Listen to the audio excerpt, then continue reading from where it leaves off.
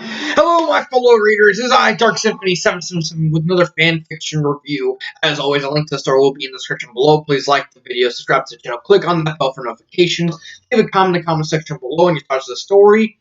As always, this is my opinion. My opinion is not indicative of everyone in the world, so please respect that. And finally, I'm nearing 100 subscribers. Please spread the word. Every single subscription counts because I don't use Twitter or Facebook.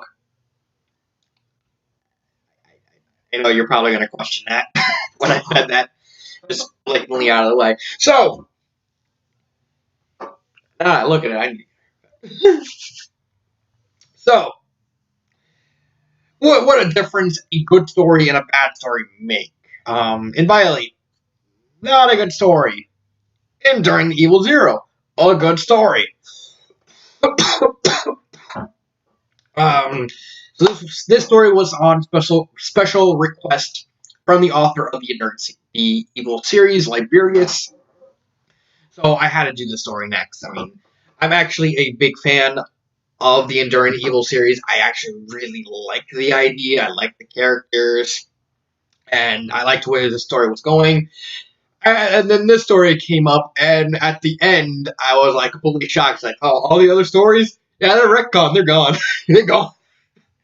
Like, they're not gone from his website, not gone from the webpage. It's still there. But the events of those stories, they're gone.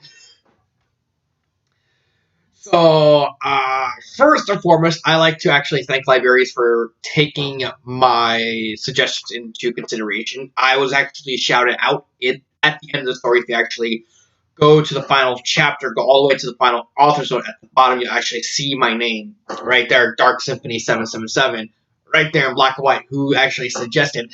I actually, I guess, was the catalyst behind the story, because let me do a little background first. So in my previous reviews of Enduring Evil, I noticed at the end of Code Veronica, it said he was leaving a poll up saying whether he should reboot or should he do Resident Evil 0.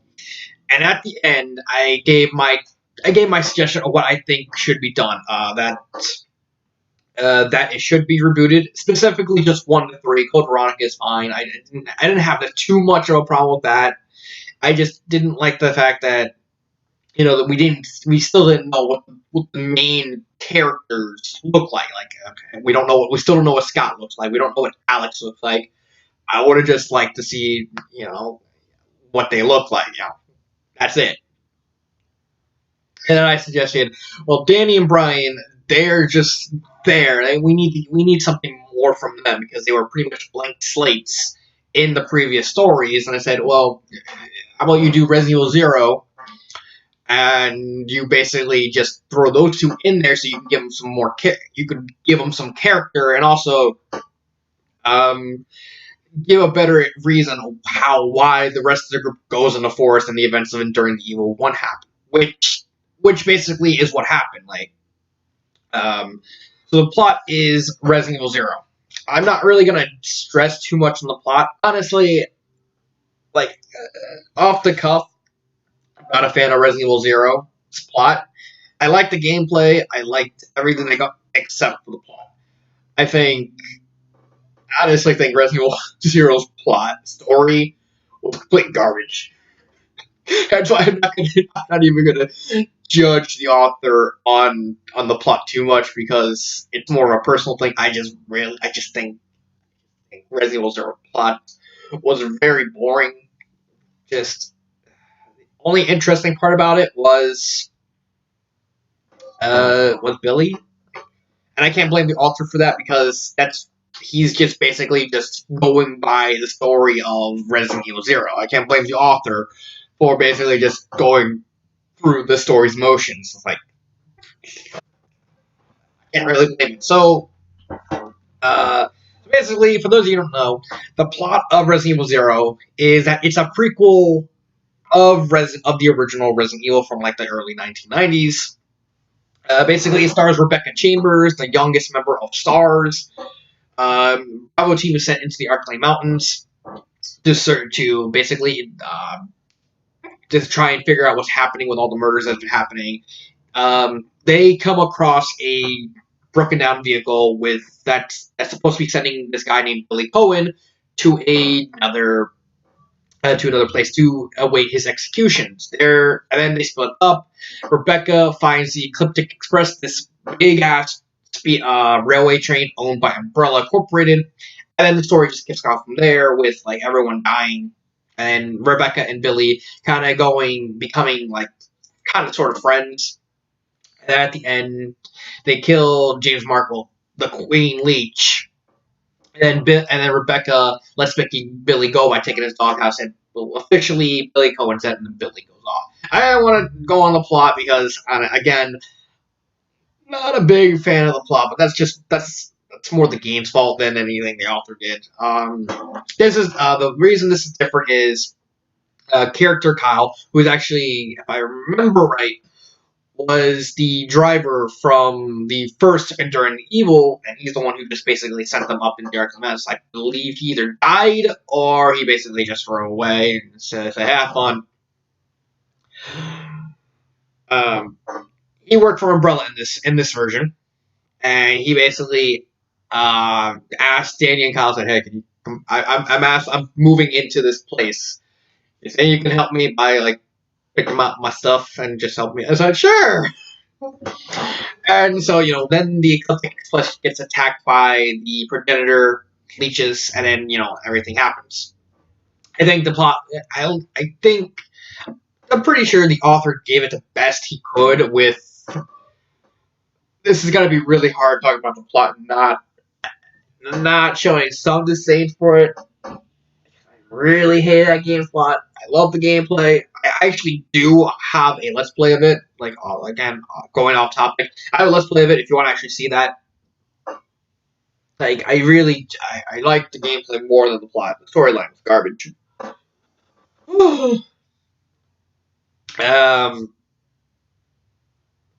And the normal events of Resident Evil 0 happens. Like, they find Billy, they team up, they crash the train into the facility, they wander around the facility. It's pretty much an unabridged version of it because they skip a lot of the puzzles. All the bosses, they're pretty much just high-impact, small-time events. Like, the Scorpion boss, the boss you fight on the train. And it shows up, it starts waving its claws around. Billy has the hunting rifle.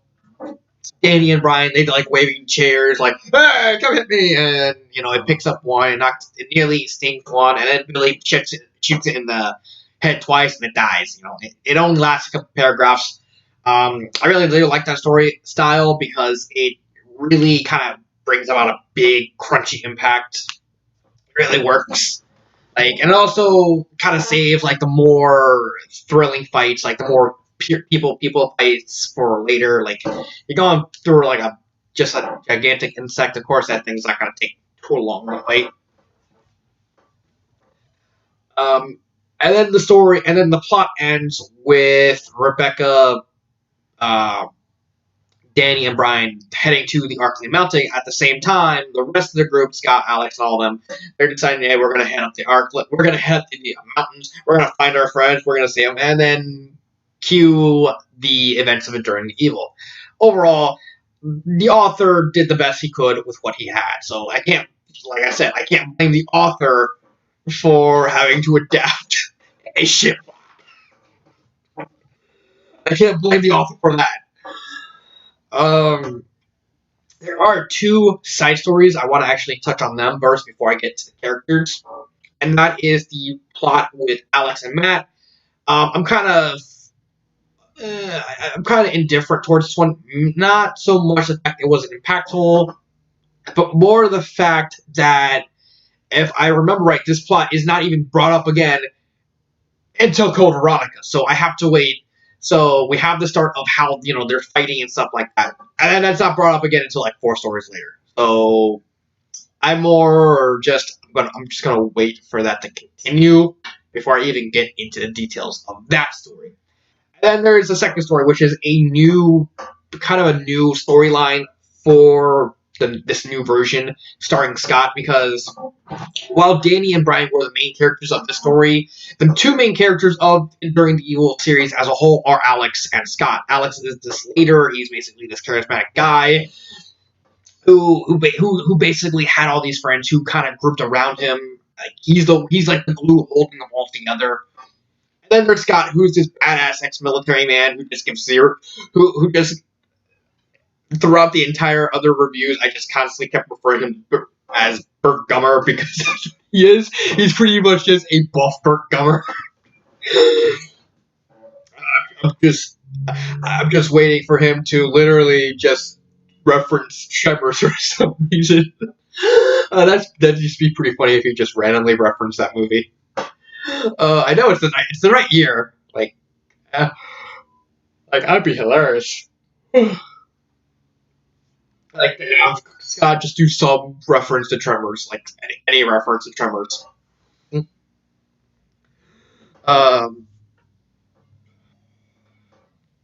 I see him saying, "I feel I was denied critical, need to know information."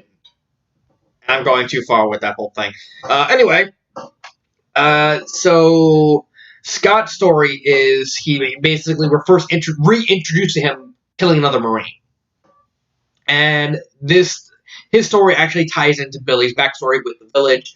Apparently, there is a drug being tested made by Umbrella called Limbo, which is a super soldier serum. And it was being tested. Scott's father was one of the ones tested. He was actually forced to be tested. And basically, Billy kind of inadvertently found out about the name. He didn't know what the project was. And so his superiors basically said, just get rid of him, just kill him. I don't care how. So they went into the forest. They did what happened in Billy's backstory. Basically, they led into apparently hostile territory. They showed up at a village, and Scott's dad and the rest of the troops just gunned down the villagers while Billy was kind of knocked down and forced to, and couldn't do anything about it, and they blamed it on him. And then the last, Scott kills the first one.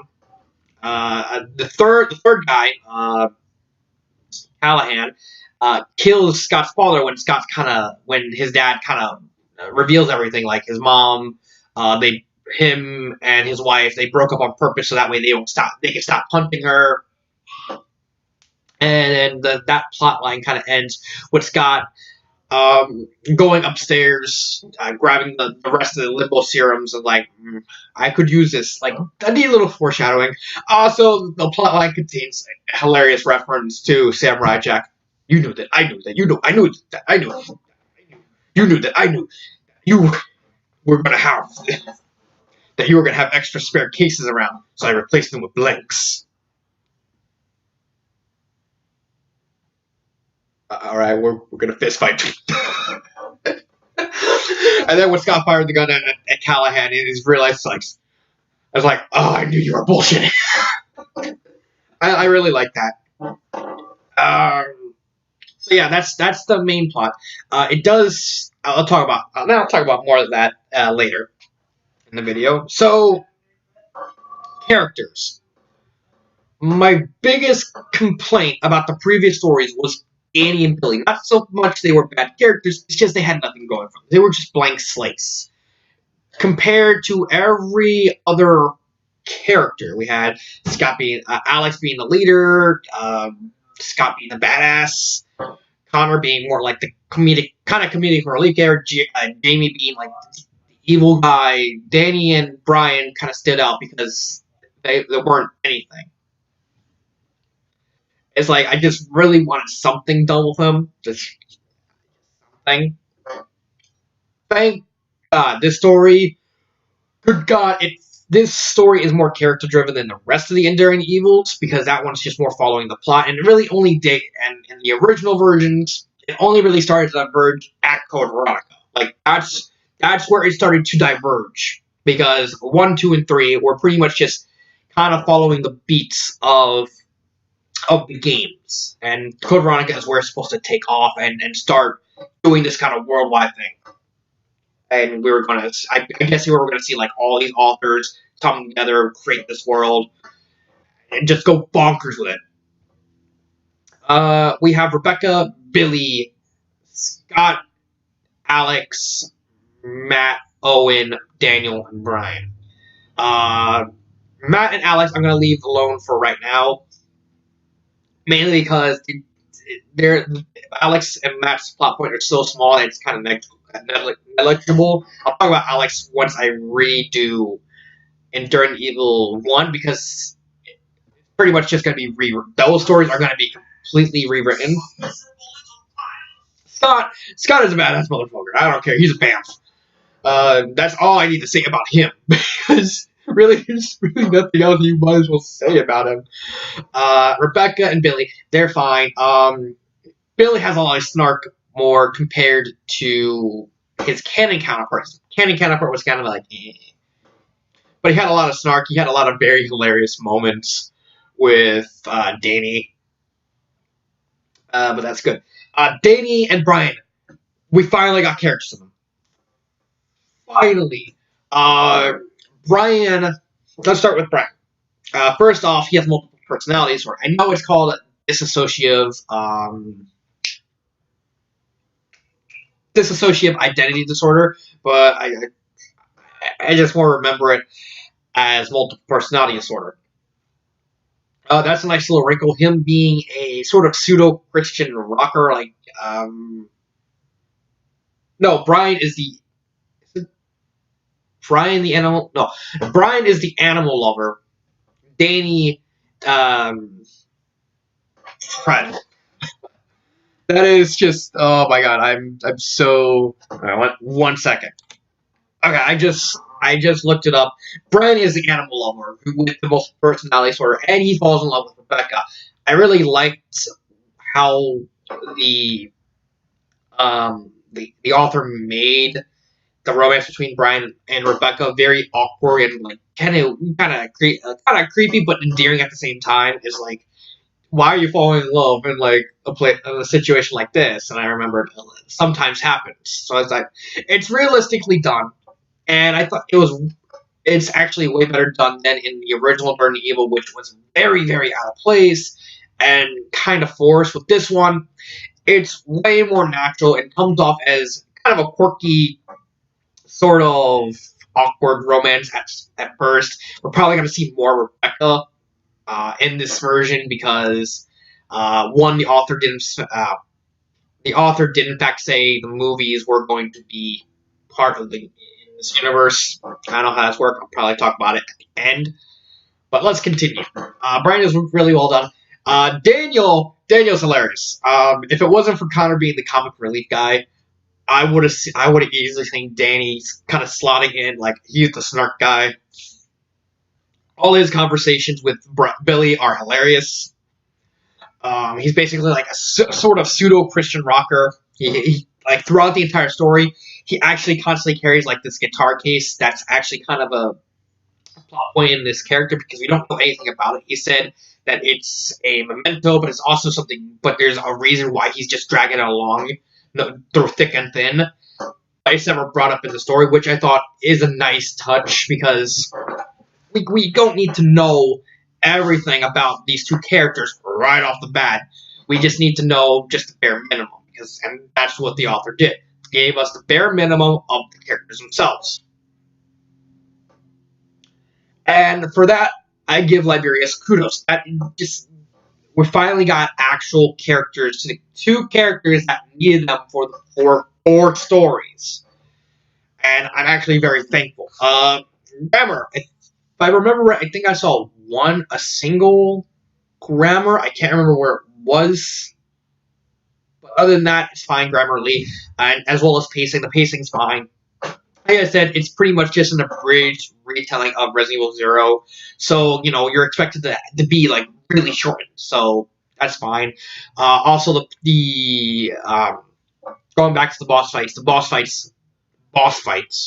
air quotes right there, are short, impactful, and sweet. They're not supposed to drag on. He did in fact say, like, I'm just going to treat the boss fights as literally realistic fights. instead of like dragging it on, like how else would a scorpion, even like a big gigantic scorpion, would react to having 2 shots in the face? He'd go down pretty easily. That's fine. Including the leech, with the leech fight, with Billy actually being the tank, which is true in the game. Billy is supposed to take like all the damage and stuff like that. I mainly just play. If you actually notice in my Let's Play, I actually mostly played as Rebecca, simply because I think she was actually faster and she was harder to hit. So yeah, there's that. um,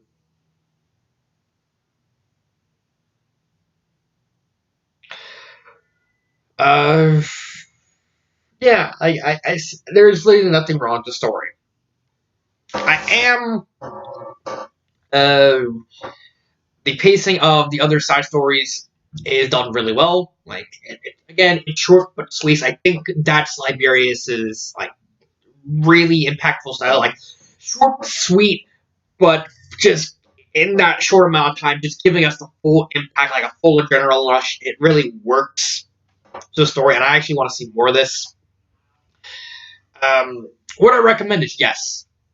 First off, it fixed all the complaints I had in the previous stories. We finally found out what the characters look like. Brian and Daniel got freaking characters, finally.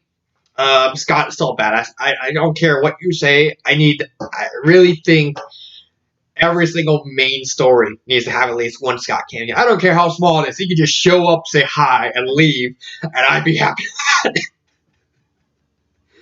that. Or just him show up, punch guy in the face, and leave. Like, I'll take that. Because I love Scott. Like, out of all the characters in During the Evil, Scott's my favorite because he's just such an unrepentant badass. He's just awesome. I would recommend this. Like, there's literally nothing wrong with it. Nothing I see is wrong from a plot standpoint, from a character standpoint, from a pacing standpoint, from a storytelling standpoint, from a kind of hindsight standpoint. Like, all the problems that I had with the previous stories are fixed in this story. I don't think it's as good as Code Veronica because Code Veronica was really good, but this would probably be the second best story. But if it's a gateway for, like, literally an entire world reboot, I'm okay with it. Favorite part? Oh, there's actually a couple. First off, there's the aforementioned Samurai Jack reference. I thought that was hilarious. Second off was a little shout out at the end. I'm sorry, that was just really nice. Like, this is the second author to actually give me a shout out. The first one was the guy who wrote Benjamin Chillins. In the sequel for that story, he actually shouted me out saying, hey, I did a reading. I believe he actually mentioned me.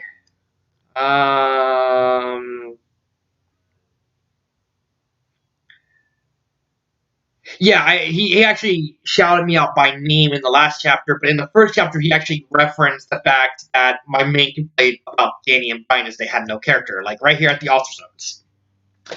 Simply, really, I didn't really feel they really showed enough character in the previous story. Someone pointed out that out as they reviewed my stories, and I agreed that they needed a chance to show more character. That is true. That was literally my one complaint about those characters. Just it didn't have anything to stand out. They were just there. So the Samurai Jack reference. There's 2 shout-outs. First one wasn't really name drop, but I knew it was me. Simply by the fact that someone pointed out as they reviewed my stories. The freaking hilarious bit at the end of just making up your own story. What I'm talking about is at the end of the story, Connor, as like a joke, like an inside joke to people who've actually read the first and During Evil, and it's like, well, right. Let me, no. Let me pull up the reviews because I think this guy, Connor actually like trying to like justify going up to search for their friends.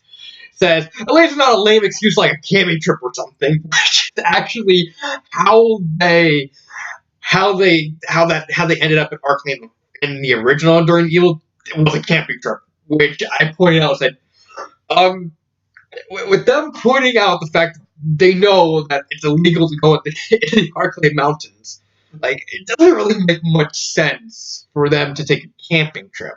Hence why I suggested like doing Resident Evil Zero, put Danny and Brian in there so that way we can explore their characters, and at the end, the rest of the group's like, let's go get them, and it's better than the camping trip idea, which thank God is awesome. But my favorite part of the entire story is actually chapter 6. Just all the moments with Danny and Brian. No, not Danny. Danny and Billy. I was actually laughing throughout most of the chapter. So basically, the whole chapter is just making fun of a lot of the weird stuff specifically the early days was known for. First off, they make fun of the save system. For those who don't know, in the save system for the early Resident Evils, you had typewriters and you had ink ribbons. You had a limited amount of ink ribbons to save. Once you ran out of those ink ribbons, you can't save anymore. You got to beat the game. So it really didn't encourage like constantly saving over and over again. Like when you find something, you save and stuff like that. So that way you know what's going to happen, because it encouraged you to try and adapt and try and figure out where to go, how this works, how everything works. It was a neat system. I really wish another game would go back to it, especially if they're going for like a survival horror sort of thing. Like, why else would you do a survival horror and not include limited saves? Because so the scene played out as like Danny is like typing something and on the typewriter, and Billy goes up to him and says, "What are you doing?" It's like I'm trying to write a memoir, or he's trying to write some like notes, like what's and Billy's like, "That's a waste of time." I actually start laughing. He's like, "No, he's not gonna make fun of the game." And then they start talking about video games. It's like, please don't let this be like we're going to like get some specific keys and go on these specific quests and go in this room and go backtrack and everything. And I'm actually laughing at this entire part because I'm like, it's funny because it's true. It's one of those things you laugh at because it's actually true and you can't help but laugh at. I just really love that. And so Danny and Brian actually make a bet. It's like, oh no. Let me see if I can. Oh, wait. Let me see. I'm actually. You won't see it right now, but I'm actually moving the screen around. Let's see if I can at least lay some off. There we go.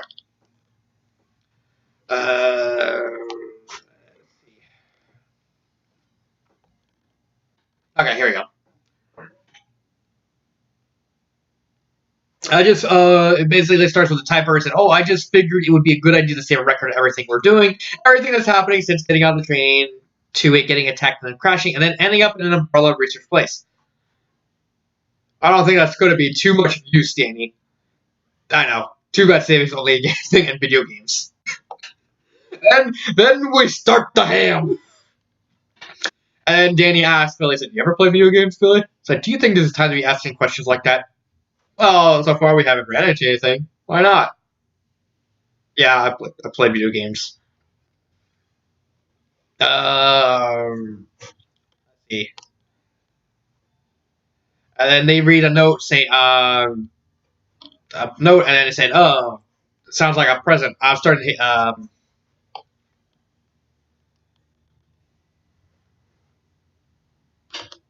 and then it goes down a little bit, and then puzzles and video games do it all the time.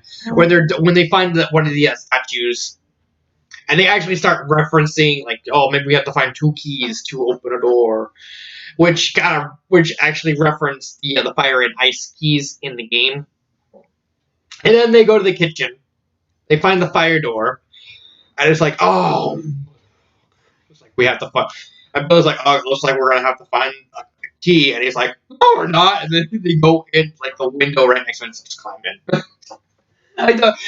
This entire chapter was actually pretty hilarious, simply because there's like, take that Resident Evil logic. I really liked it. I thought it was a great way to kind of make fun of some of the tropes in the early Resident Evil games. And it was really well done.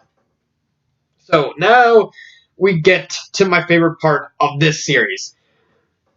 Predicting what's going to happen next. First off, there's the fact that all the games after this are retconned, which kind of really bites. Considering the fact I really love Code Veronica, and it's kind of making me worry that the Liberius is going to screw over Alexia, because I have been wanting personal thing. I have been wanting so long for a story to have a good take on Alexia Ashford. We never. I have read a lot of Resident Evil fanfiction. I have not seen a good Alexia ever, and there's a lot. Well, there's not a lot. I think there's only like 70, 80 stories. Not a single one of them are good. And I'm like, is Liberius going to be the guy to finally give us a good Alexia Ashford? Because I loved Alexia Ashford as a character in Code Veronica. I really loved her character. I loved her design. I loved everything about her. And I was like, please. And then I read at the end, oh, all the other stories are going to be retconned. It's like, no. I need assurance. Are you going to screw over Alexia and not make her good? I really want to see that again. I want to see Alexia. I want to see playful, snarky Alexia Ashford with Alex. I don't care who you do it. I just make Alexia good. Have her survive. I just really want to see that.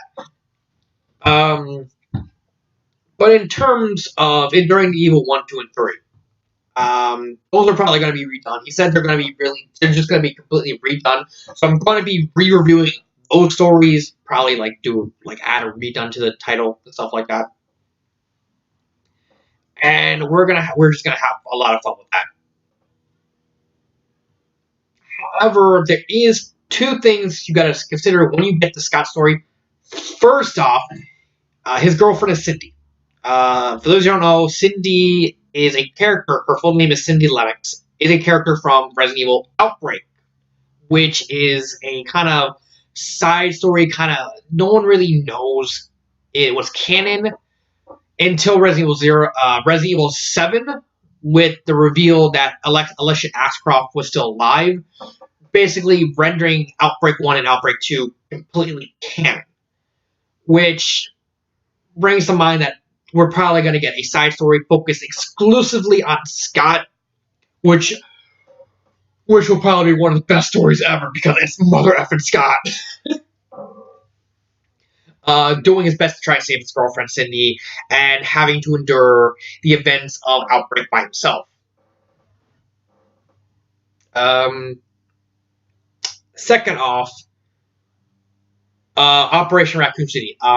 Based off the fact that Callahan still works for Umbrella, it's possible that Scott may also have to deal with Hunk and Four Eyes and Vector and all those people. Maybe, I don't know, but it's up there. Probably not Hunk specifically, but probably some of the other members. I don't know how. Honestly, the only game of the Resident Evil saga I'm not sure how it's going to be done is Operation Raccoon City. We possibly have a hint with that, with Callahan shooting his dad and working for reveal that he still works for Umbrella and stuff like that.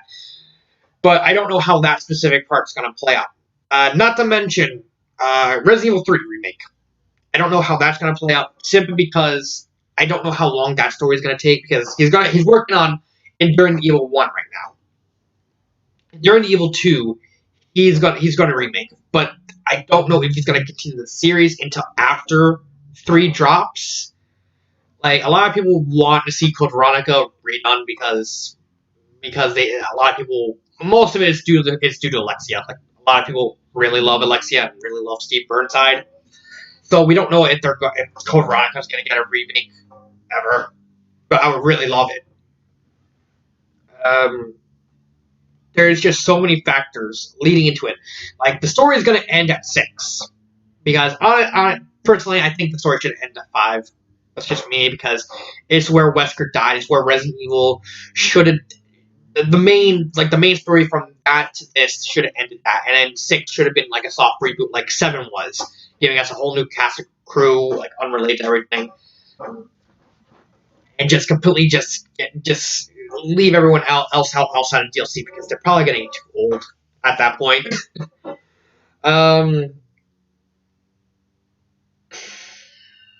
So 1's going to be different. 2 is going to be different. During the Evil 1, that's probably going to be including Lisa Trevor. I don't know what the library is going to do with Lisa Trevor. Probably, I don't know. I see one of them trying to help her. Like, not, like, she still dies, but at least try and give her some closure. Like, fix her, like, at least try and help her mentally. I see something like that happening, simply because that's something I think librarians would do, because you did it with Alexia, why not do it with Lisa? At least for some closure type of thing. Maybe, like, I don't know, give Connor something unique to do, like have encounter Lisa, and he's like joking around, and maybe I don't know, maybe Lisa tries attacking her, and she's shouting "mother," and Connor's like, "Hey, I'll help you find your mother," and then Lisa's like, "Mother," and just goes off with Connor to just help her find her mother and stuff like that. I don't know. It honestly would seem like something librarians would do. Honestly, the Crimson Heads, I don't know. They're probably gonna. I see the Crimson Head First off, there's a big question there, because in the original During the Evil, Andrew, one of the members of the group, dies because Jamie kind of screws over Andrew. With this one probably being based off the remake, we're probably going to get Crimson Head, so I see Crimson Head this time killing Andrew. That's if Andrew dies, because it looks like Andrew's is going to take the leadership in this one. So nothing's really going to be predictable now, with the exception of Scott possibly being involved in the events of Outbreak to save his girlfriend. And even then, who knows who's going to survive that, except maybe Cindy and Alyssa. Like, I don't know if anyone else is going to survive that, because Scott ain't going to let Cindy die, and Alyssa is like the only character confirmed to have actually survived. So everyone else is just completely up in the air. 2 and 3, they're just, I don't know what's going to happen with them. Maybe Mr. X is going to take a more proactive role. Who knows what the author's going to do with Nemesis once the third remake is going to come out. Although, it makes me wonder, is Liberia's going to reference the X going to give it to you? That would be, honestly, I will get on my hands and knees. Liberia's reference that meme. I don't care if you say any of them say, "Oh my God, he's going to give it to us," or anarchistically, the X going to give it to you song is going to play in the background. So I don't care. I will be on my hands and knees, like, reference that meme. And then Code Veronica, like, the only thing I really wish would come out of Code Veronica is Alexia survive. Like, I don't care how the game's gonna go. Just have Alexia become a good guy.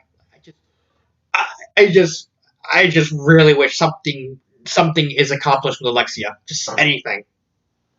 And then after that, it's gonna be the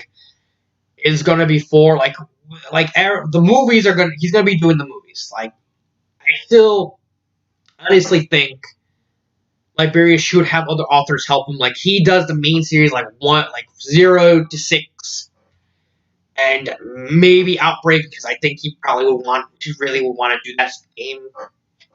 And the side stories do the movies, or any other spin-offs, stuff like that.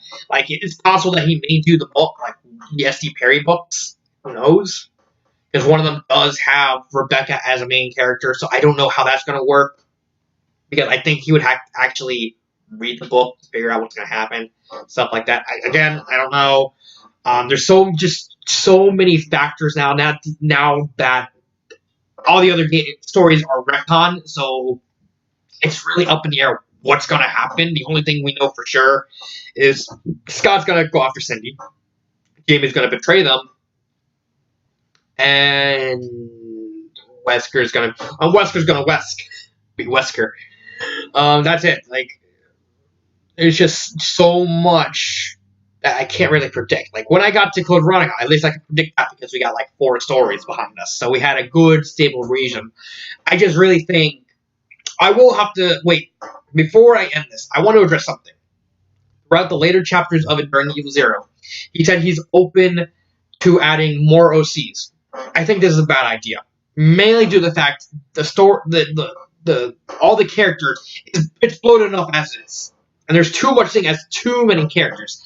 A lot of shonen enemies have a problem with this by just having too many characters. Not all of them, like animes like One Piece and Naruto and My Hero Academia to a weird extent. They kind of be able to juggle it pretty easily. It's gonna be very, very hard to just have all this groups of cast. I still think you need to have more authors like help you. Like, you do the main series, they do the side stories or one shots to kind of do the world building and stuff like that. You just need, honestly, you just need more authors. Like, get your friends, like, if they know how to write. Like, I'm willing to help, more just an idea thing, because I know how to write. I always get writer's block, and there's that. I'm willing to help if you need it. So, and during the Evil Zero, a refreshing start to probably one of my favorite Resident Evil stories of all time. I'm cautiously optimistic over what's going to happen next. There's so many factors, and I cannot wait to see what happens in the revamp during the Evil 1. This has been Dark Symphony 777, and cut.